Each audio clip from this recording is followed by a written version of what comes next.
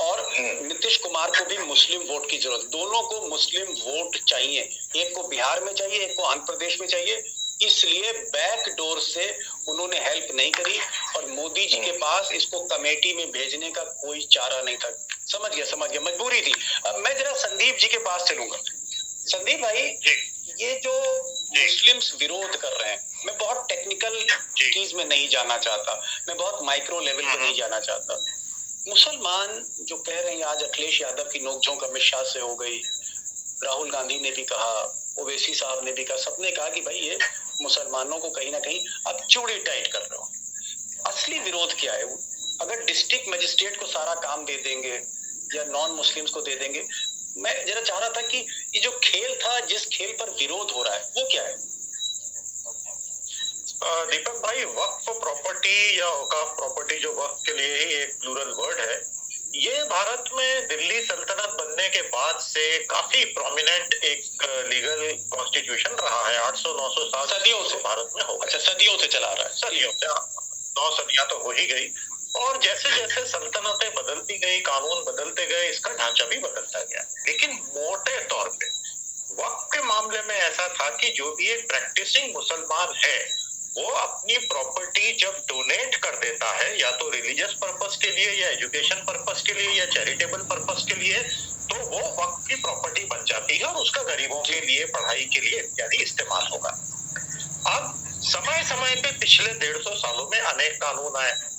जो central board और जो स्टेट बोर्ड बनते हैं वक्फ पे, उसमें मोदी सरकार अब चाहती है कि गैर मुस्लिमों को भी जगह दी जाए।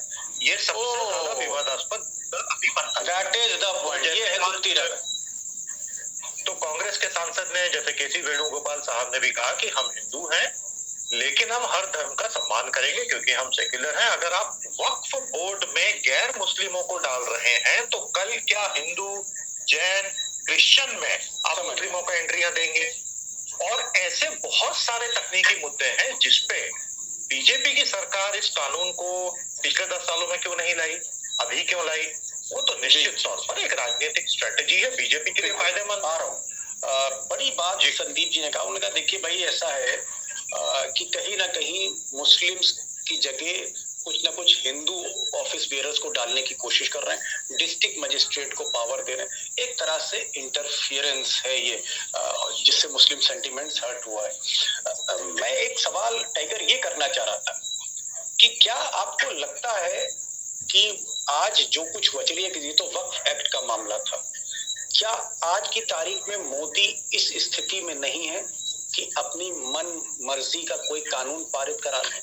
क्या अमित शाह और मोदी आज पार्लियामेंट में जो कुछ चाह रहे थे अब पास नहीं करा सकते? क्या आज पहली बार झटका लगा है मोदी की डिक्टेटरशिप को? यकीनन। लेकिन एक इसके पहले मैं एक बात जोड़ना चाहता, ये इस बिल में एक और प्रावधान है कि बोहरा और आगा खानी के लिए अलग अलग वोट बोर्ड बनी। इसलिए का मतलब मुस्लिम लोगों को डिवाइड करने का भी, एक पशमंदा मुस्लिम को जैसा इस सर पे हाथ रखते हैं देखता है। लेकिन हम तो राजनीति में नहीं जाते। लेकिन जो आपका सवाल था वो यकीनन, मैं बार बार कहता हूं कि 56 इंच का सीना होने से बिल पास नहीं होते, बहुत ज्यादा हवाबाजी करने से बिल पास नहीं होते।